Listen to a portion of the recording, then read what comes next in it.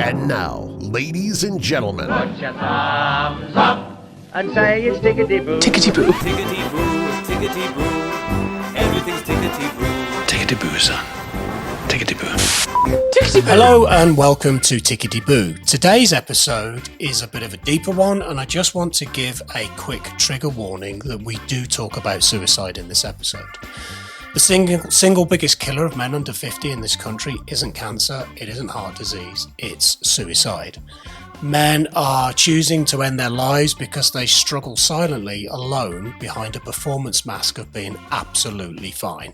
So many factors feed into this: financial pressures, relationship issues, a slow loss of identity that you can't quite name, the shame of not feeling like you're enough, you're not providing enough, you're not coping enough.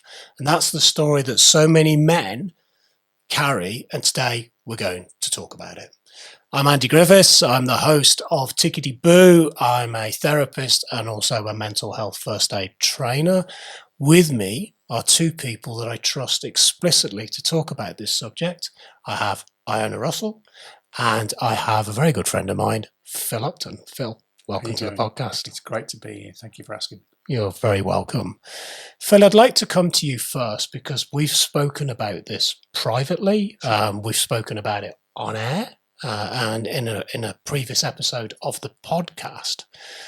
If you're okay, I'd like to go to you and when you first realised that you put the mask on.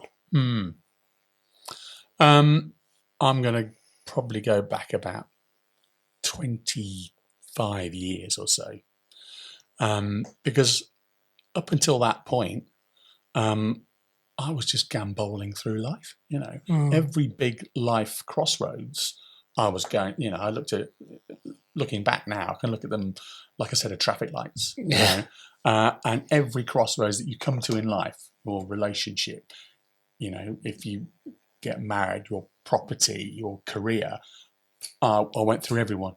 Green light, green light, green light, green light.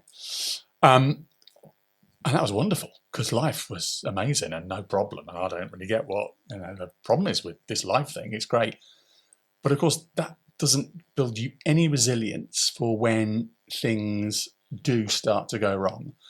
And when things started to go wrong, that's when I suddenly realised, phrases like, you're going to man up. Stiff up a lip. Right, man up now. Yeah. Okay, this is it. It's where you as the man, stands up. And then I had three things that happened very quickly that then blew all that apart, really. So first of all, my marriage failed. Within very quick succession, my son looked like he got a bad diagnosis, a thing called a Ewing sarcoma. Turned out to be benign, and all he had was a bone disease. But for a few weeks there, he was having a central line fitted. He was going to have chemotherapy and everything. And my mum died, within about 6 weeks of that happening. So suddenly you're processing all of this stuff, and you've got to go on the air every day and go, hey, hi everyone, it's great, and what a sunny, gorgeous day it is, and be a sunshiny face logo. And of course, all of that came tumbling down and collapsed, and I really wasn't prepared for any of it. Life hadn't prepared me for any of it. And that's when the mask slipped and fell. And obviously when the mask slips and falls, you then, and only, it's really odd, right? It took 2-3 years after that happened for me to then go back, oh yeah, actually, you were aware of that you were wearing this mask and doing this act and doing this great thing for everybody and your family and everyone around you for 2-3 years prior to this.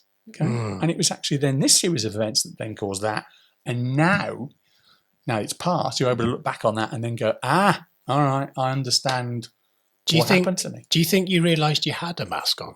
No, not at first. Right. Yeah, because, and again, you'll get this, you are just operating and believe, for whatever reasons, culturally, socially, that's what we need to do. Keep going. That's what we need to do. Yeah, absolutely. Keep going. And again, I think with education, with time, with more and more stuff like this podcast, we're becoming more and more aware that no, A, you don't have to be like that. B, there's help for you if you're starting to feel anxious about it. If you suddenly realise, oh, hang on, I have been performing all this time. Mm-hmm. And then when the mask falls and then you, of course, you then got a very long, hard look at yourself when the mask is gone. And then you do then second question every decision you made in your life. Well, did I do that because I followed that career path because I believed that's what everyone expected of me to do. Did I, get married and have children because that's what we're all expected to do, aren't we? Oh, hang on a minute. And now suddenly you then, like I say, second think everything. Yeah. Iona, you're here representing something really important today. To me, you're representing the people on the outside of this, the ones who see it happening and don't always know what to do with what they're seeing. So before we go any further, because I do definitely want to go climb inside this and take a right good look at it, is what do you want men listening to this to understand about how this looks from where you stand? Because you have obviously a deep personal experience of this. Yeah, 2 years ago, we lost my brother to suicide. And I'd actually spoken to you prior to that, probably a couple of years. So we've always known that my brother has struggled with his mental health. And it still came as a shock when you get that phone call. But I'd asked you if you would chat to him, if he was open to it. And I did offer that to him. Like, he was living in Canada, like it was on the table. He wasn't able to accept that help. He wasn't able to take care of his own mental health. He really struggled. He did used to self-medicate, and he was so hard on himself and seriously struggled with the not enoughness, feeling unworthy. And also, he kind of never got over the loss of our mum. Our mum had died. She's died now 10 years ago. So, so that's 8 years he'd been struggling with that. And his relationship, like, he had all the challenges you've mentioned. It's just reaching out and talking to someone. So he was we all knew he struggled. And as we know, talking about it is really good. It doesn't mean someone's going to take their lives.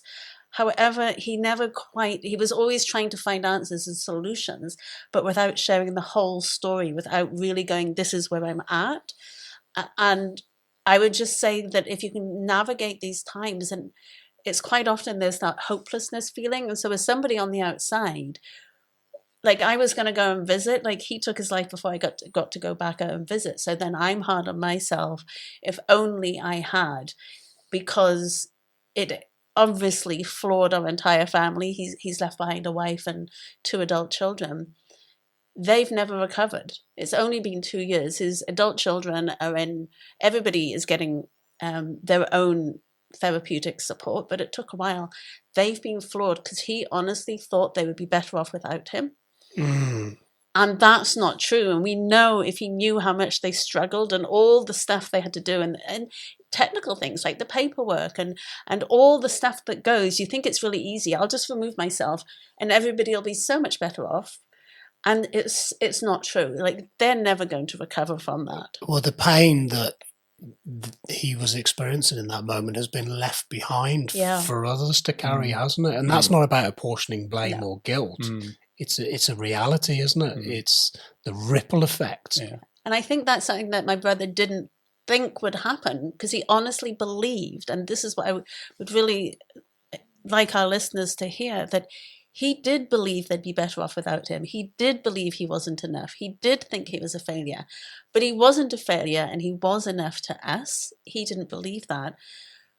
And he has left such a hole in all our lives. Like, his eldest daughter's getting married this year, and her brother's going to give her away. So there won't be a dry eye in the house. Wow. And it still hits. So I would like men to know that they matter.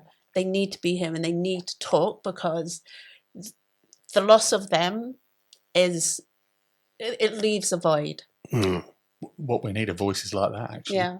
We do. I know we need voices like that, I was very lucky in that when I was in my particular low, my ex-wife said to me, look, don't you want to see what kind of young man James will grow up to be?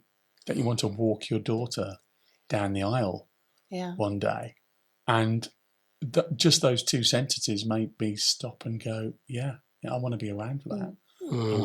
I want to see those things, and having, a voice that causes you to put on the handbrake. Yeah. I call it a control stop delete moment almost, control alt delete moment that just causes the pause in the downward flow of thoughts. Yeah. Having a handbrake wherever it comes from, if it's a voice in your life, wherever it comes from, is so important. Can we talk about the performance of this okayness, functioning whilst metaphorically drowning? Phil, what did the performance of okayness actually look like? I mean, we know, back then you were on a very high level local radio station. You were the face of the station, the voice of the station. I remember listening to the shows and the energy was there and the voice of it. But what was the version of you that was still trying to deliver that feeling and experiencing?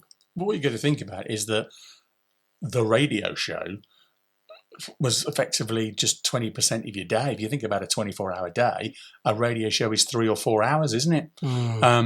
So that was fine for the 3 or 4 hours that you were on, but the other, 18, 20 hours around it. So for example, again, very lucky, very fortunate. I have very good people around me.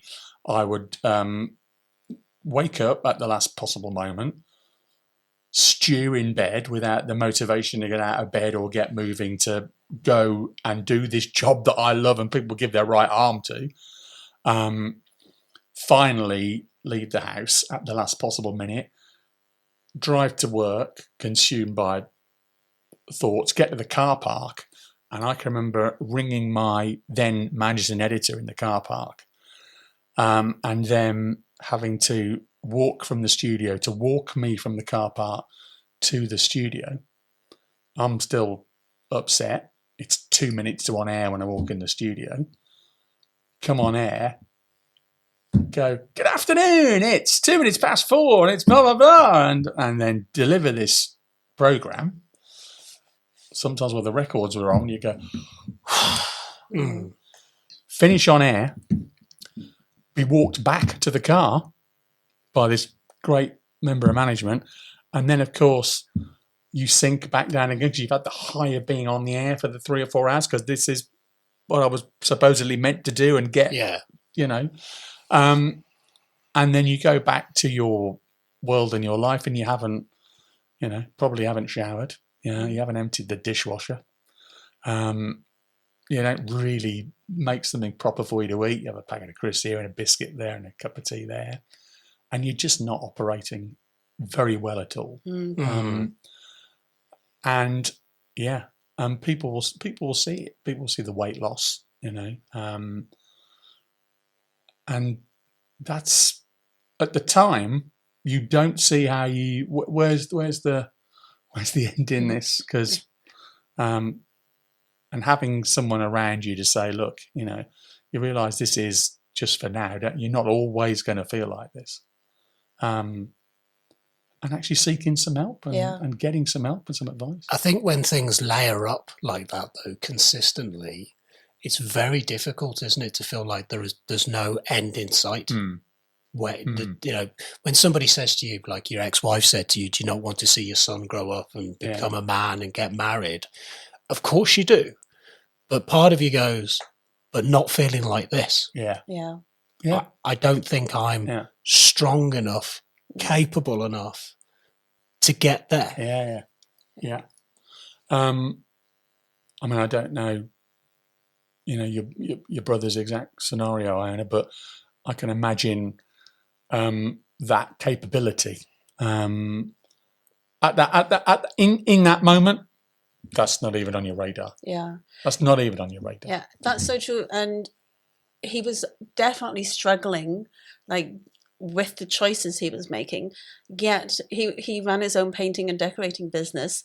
He quoted for a job that was imminent, like sort of the day before this happened. Then he also had renewed his like working insurance for whatever it is that they need in the province that he was in.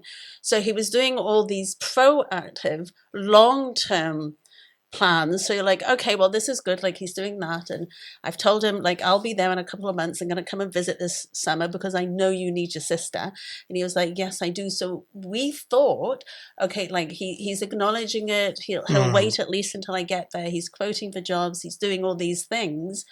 And then also knowing that he was obviously struggling and taking the mask off. And he had also struggled with confidence. And so he definitely would spend his entire time with that mask on. And we kind of knew that because he would get really drained by being with a lot of people because he was a natural introvert. So a lot of it we would put down, oh, it's because he's introverted. Yeah. That's what it is. But look, he's done all these things. He's got all this to look forward to in the summer, and he's got this big job. And he was actually meant to show up on a job with these other guys that he was working with that they adored him. So it was all happening at the same time. Yeah. I think, I mean, and you and I both work in the event space. So on top of being on the radio, I'm asked to host and compare events. And I can remember a particularly low point where I'd had to put, a suit on and the tie on and drive in and do a big event for 500 people in a big hall. And, it was Christmas as well, So that's always, whack at that time of the year. So I'm there and everyone's in the Christmas mood and the trees are out, the decorations are up, and "We wish you a wombling Merry Christmas" is going on in the background. And that's the last thing you want to feel and be part of. But there you are, because you're being employed to go out there and put your mask on and then go, "Hey, everybody, have a great Christmas." And, and the drain that has on you for those 3 or 4 hours. Yeah. And when you, come out of that and drive home again and sink again, that ebb and flow takes a toll. It sounds exhausting. Yeah. Well, I think that's probably the most dangerous place a man can be at, where they can be competent on the outside, but collapsing on the inside. Yeah. That is real red flag territory, risk assessment. This is, that performance is ultimately what can lead to demise. Yeah. And I think the key message we want to get across in that episode today is look out for the performance, look out for those moments when you're showing up and delivering what you think the world wants to see. Yeah. Rather than just turning up and being you. Yeah. And that's so right, because in the subsequent years, when I've sort of started to fall away again, I'm now I see that a lot earlier before I'm at the bottom. Even 10 or 20% on the way, I go, "Oh, hang on a minute, we've been here before, haven't we?" Yeah. Right, Totally. now. And I'm going to speak to someone about that and just say to someone at work, "Look, it's not great at the moment." And I will then pick up a phone and call someone and seek some advice. And again, hopefully you're able to speak to an employer about that. More and more places have, structures and systems in place to help you deal with that at the time. Well, we spend a lot of time in organisations training first aiders for mental health, suicide awareness, and everyone is terrified by this subject. Everyone is terrified to ask, "Are you okay?" Because they don't want to hear the answer, "No, I'm not." Because we feel like it's too heavy to carry. And we've got to stop shying away from this conversation. They're in discomfort, and sometimes to rescue somebody, there's going to be a bit of discomfort in there for you as well. I wanted to talk back into this sort of struggle, this mask that we wear, because it didn't start in adulthood. For a lot of guys, this goes way further back than adulthood. It comes from when we're figuring life out as a boy. What it meant to be a man.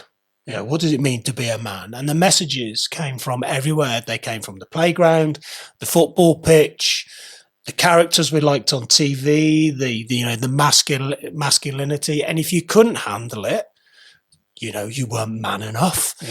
You don't cry, because big boys don't cry. You don't show weakness. You sort it out and you get on with it.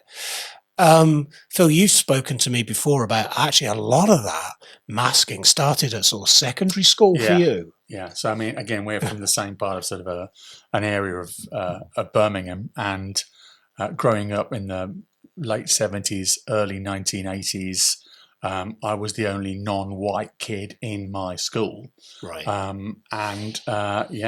Because I was different, I took a lot of stick. The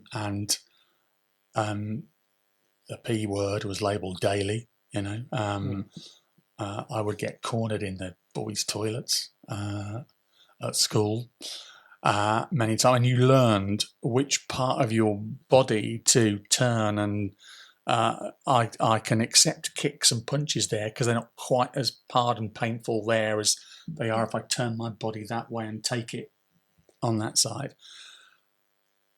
And when you're cornered in that, and so you then start walking around school, and you're always, aware who's there, who's by. It's really funny, It is really funny.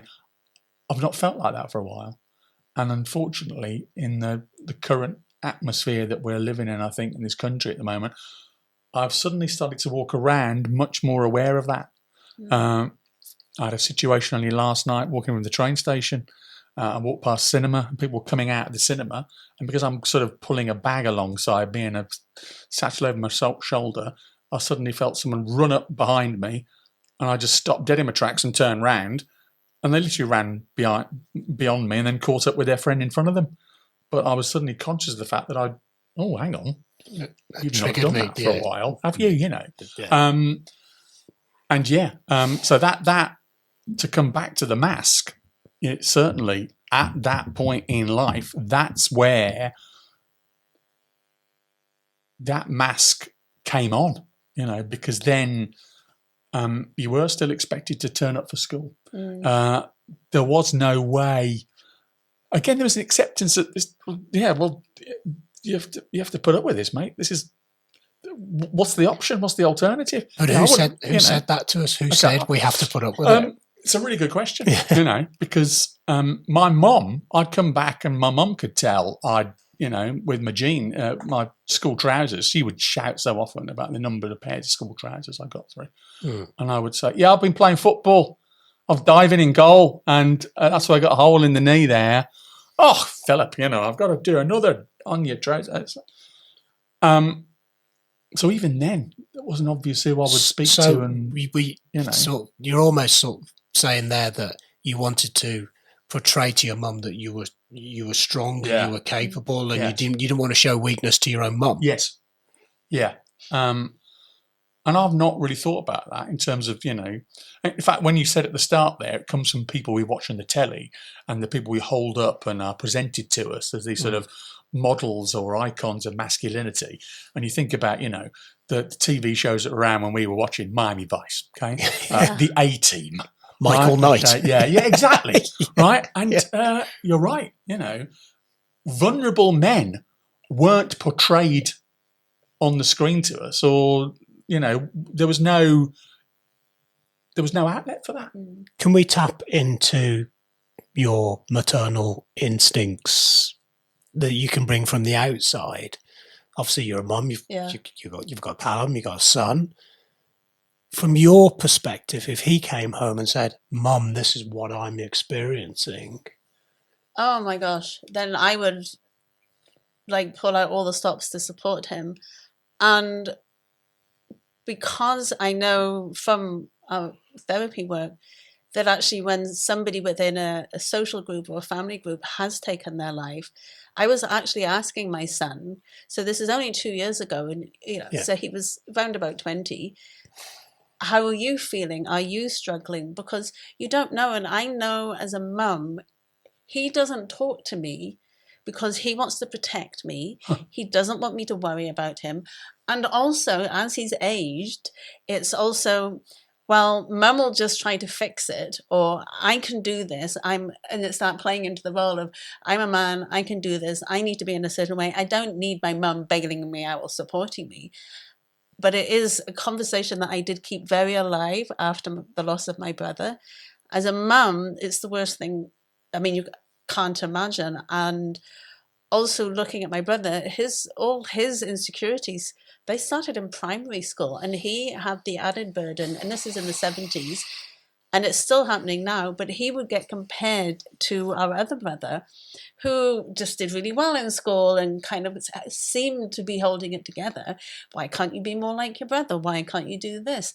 And so there's that comparison within the family unit. Then there's the comparison within school. So from a young age, he was already feeling that he wasn't enough. Yeah. And so I've tried really hard with my son to let him know he is. But then, yeah, I know he's not going to talk to me. And I know he talked to my ex-husband about some stuff from when, some things which he never would have told me. It's like some things that he was finding hard when he was a teenager. And I think I'm the last person he would talk to be honest. I think you said something there that, as the man, as the boy, we want to protect the mum, the partner, the sister. Very traditional. Yeah, traditional type of thing. But ironically, they're actually making you very exposed because by not opening up with the vulnerability, they ultimately leave you dealing with that should anything happen. So we're not actually protecting. We're actually doing the reverse of that. Absolutely. Like if my brother had opened up, as much as we knew he was struggling with his mental health, to get the support and talk to his children and be more open with it. And also for me, instead of me just saying, right, I know you need me, I'm coming to visit. It's like, have you been thinking about it? Have you been planning? Because he'd been planning. I hadn't once asked him, have you been planning? It's like, oh, I'll be fine. I'll be there soon. I'll be there in a few months. So I didn't go there. So asking him more direct questions. And I think it's allowing our men to be vulnerable and to let them lean into that. Well, I think what we've got to do is talk into this accumulation of shame. Yeah. Yeah. Because you're at secondary school. You've not really hit adult life yet. But there's this accumulation of shame from those experiences that you're now masking, carrying forward with you. Can you see how that masking that shame impacted you 100%. in your interpersonal relationships, marriages? Yeah. 100%. Yeah. Because I think certainly all I then sought, having had that experience at school, was acceptance. Okay. So therefore, and again, you can look back on this now and go, well, so you pursued that in order to be accepted, didn't you? Because you felt if you were this and you were that, you'd be allowed into a club. Okay, all right. So I can remember, and I'd got a passion, as you and I both have, for house music and club DJing. So I started becoming a club DJ because I got a passion for that. But I also understood that suddenly now all those guys who used to kick me around the playground were turning up at the club and were then going, all right, Phil, can you sign us in next week on the VIP list? Right. So now this job, this thing that I've become, right, has got me acceptance with you. Now I'm one of the cool guys. So your output was determining your worth. Kind of. Now. Yeah. Okay. And now, oh right, I'm a cool guy now. I'm safe now. Right. Exactly. I'm safe now. Exactly. But the boy that can't go home or won't go home to mum or whoever the primary caregiver is and say, Mum, Dad, I'm afraid, I'm scared, I've got this going on. In adult life is not going to go to wife, partner, boss, brother, sister, I'm terrified, I'm lost, I'm afraid. 100%. They're not, are they? Yeah. No. Yeah. And again, I look back at my marriage and I could tell my wife could tell there was something wrong. But I never expressed it. Yeah. I never expressed that, and that caused the downward spiral. That's. I mean, again, you only think about that 2 or 3 years afterwards. Yeah.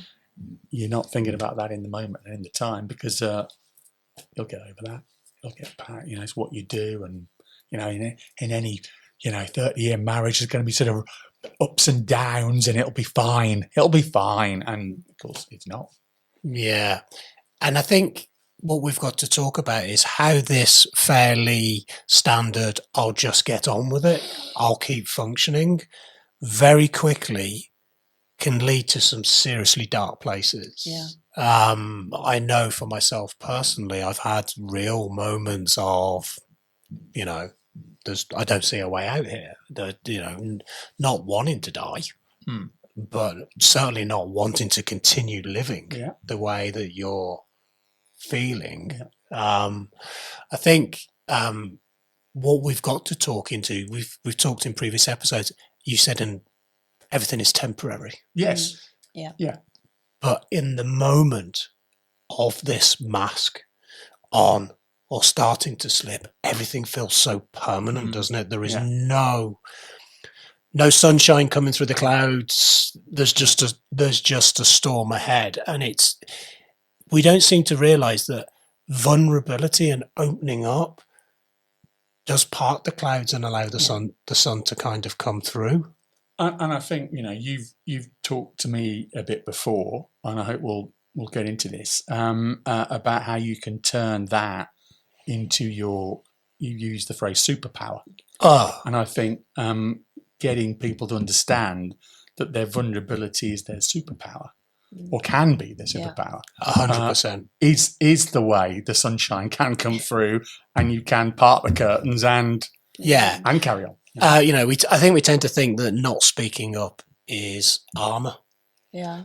And we think actually by putting on armor, we're strong, and we're actually not. This vulnerability is a superpower. And what tends to happen, and it definitely happened for me, is that I was forced into vulnerability. I was at a point where I physically could not put another foot in front of the other. And it's burnt clearly in my mind. Mile around the corner here, there's a Morrison supermarket. I walked in one day, just to get a few things. I was halfway down an aisle, and the tears started. There was no signs or signals. It just, bam, it just hit me. And I'm like, I need to get out of here. And I just literally dropped the basket in the aisle and ran back to the car, not wanting anyone to see me crying. But I kind of burst into tears in the car, and I was like, shit. Now what am I going to do? And for about a week afterwards, I had crafted a text message going, I'm not in a good place. I need help. And going to send it, not going to send it, going to send it. And by the way, I was still turning up to work. I was doing my jobs and stuff. Going to send it, not going to send it. And one morning I got out of the shower and I just went send to 2 people who immediately came back to me and went, all right, thanks for telling me. Where are you? Yeah. I'm coming to you. And those 2 individuals, they know who they are, dragged me very quickly out of a dark place. And actually, see, when I sent send, I had a moment of panic. And then when a response came in, I had another moment of panic, like, oh my God, somebody knows and now I need to speak about it.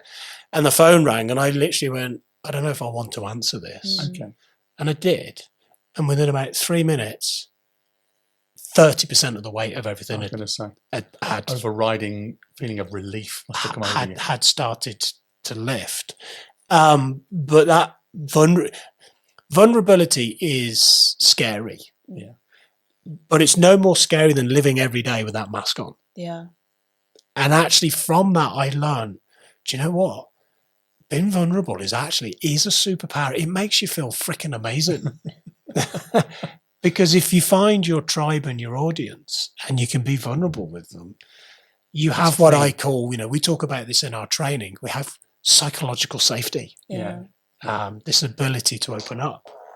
So I have a question for you, Andy. So for our listeners, like in that moment where you knew you needed to reach out, you'd crafted that post, what, besides just like randomly sending that, for everyone who's listening and they know that they're there and they know that they need to reach out, how would you talk to them right now?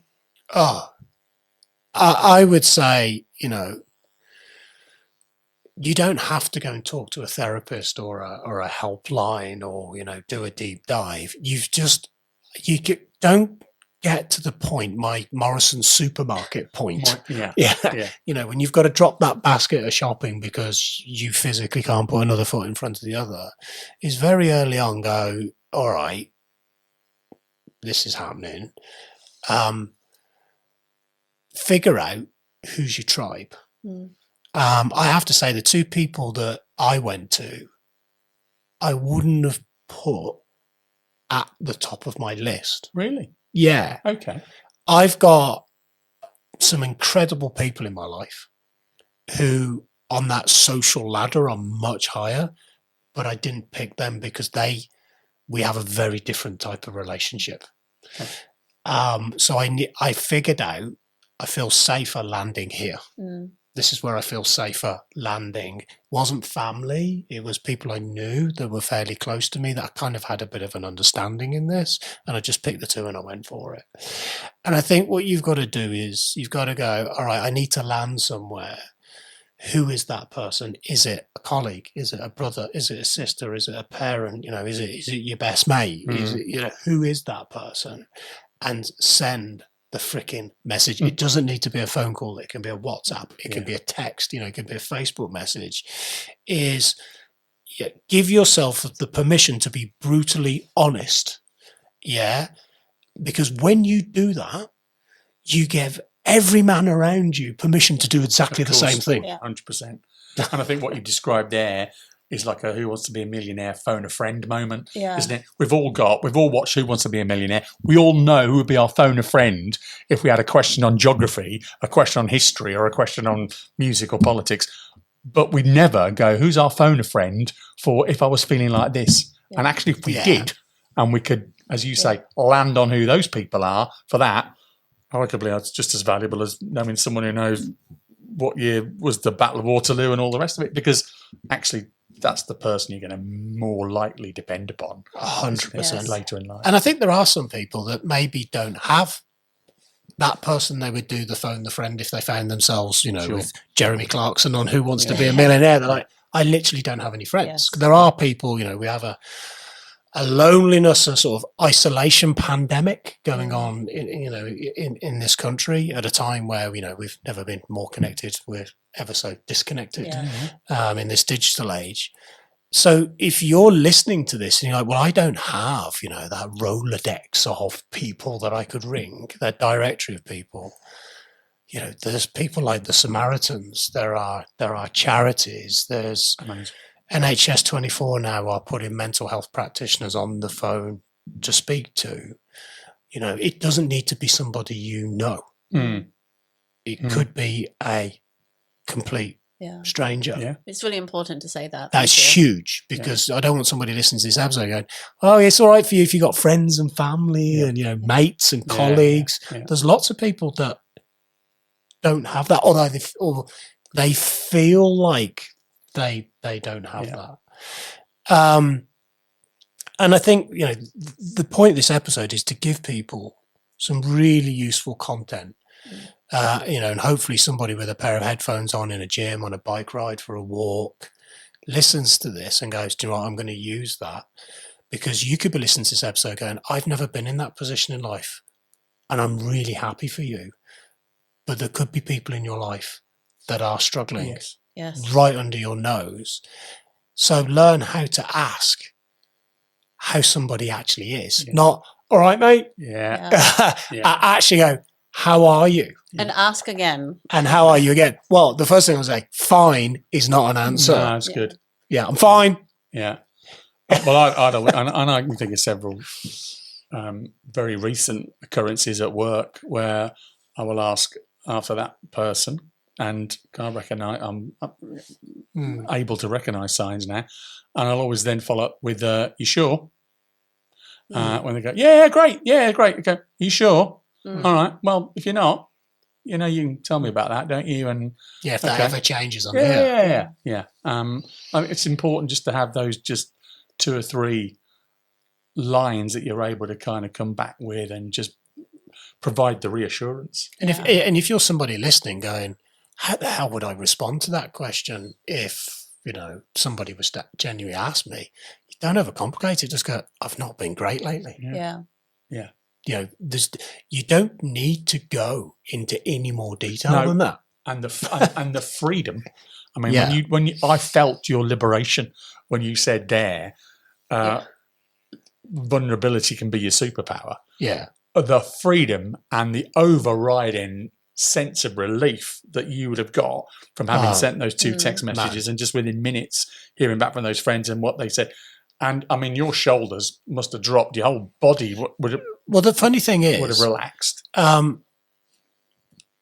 I didn't expect them to, and they didn't. They didn't fix anything. No. They didn't change anything. They didn't come with solutions. They just went, I see you and I hear you. Yeah. What do you need right now? Yeah. One of them And that can be enough. Yeah. That can be enough to make you go, it's going to be okay. It's going to be all right. One of them took me open water swimming. Okay. And we sat by a fire and had a chat. Cool. Didn't talk about anything about my struggles. Talked about the world, life, the fire, the water, the nature. Another one just came and sat with me and had a cup of tea. And we watched a bit of TV and we just hung out. Yeah. Didn't really do anything. And then I just found myself opening up. Yeah. So I think what's really important for people listening to this episode is if you're a bloke or a guy, by the way, this can be female as well, but we are talking into men's mental health today, is stop driving around with the amber light on the dashboard. Yeah. That's a good analogy. Yeah. Notice the amber light and notice that part of you is trying to tell you something, whether that's short fuse, lack of joy, your sleep is struggling, and do something before the amber light turns red. That is the key thing. Before we wrap this episode, sure. Final words from you guys, from anybody listening to this episode? Well, first of all, thanks for making it this far in the episode. And I really hope that, us expressing ourselves will help you express yourself, and that you also can hear, the freedom and relief that came when we finally were able to feel that we could open up and express that vulnerability. And then, just having a little mantra to yourself, vulnerability can be my superpower. My vulnerability can be my way out of this. Yeah. And that's, just from this conversation, that's the learning I've taken from this. Totally. Iona? Yeah.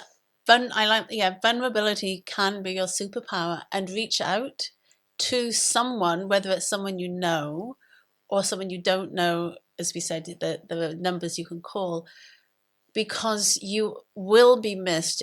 Every single one of you who is listening to this is important. You're worthy. You are enough. And in those moments where you don't, reach out to somebody. Yeah. The tagline of this podcast from day one has been, it's okay not to be okay. Yeah. It's not okay to not be okay and hide it away from the world and carry the weight of it.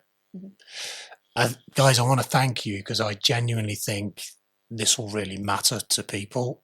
Iona, thanks for going there with your brother. I know it's a deeply personal issue and we massively appreciate you opening up about it. I think it needed to be said and heard.